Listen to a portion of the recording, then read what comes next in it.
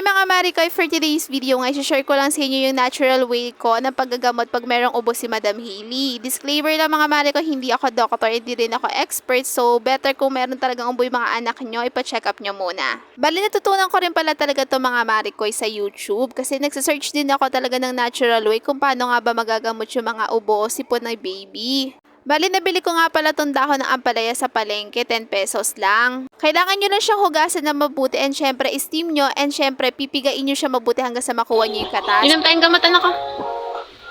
Madali. 1, 2, 3. Sarap? Sorry, kailangan mo yan. May natira pa, so papainom natin ito ng Madam Hailey. Nakita. Yan, may natira pa kaunti. Painom natin siya ulit. Sige na, sorry na. Dali na. Mabilis lang. Sorry. Dan na kaming uminom. Meron daw siya nakumang ano. Sige, titimisin ni nanay yan. Kuha akong tissue.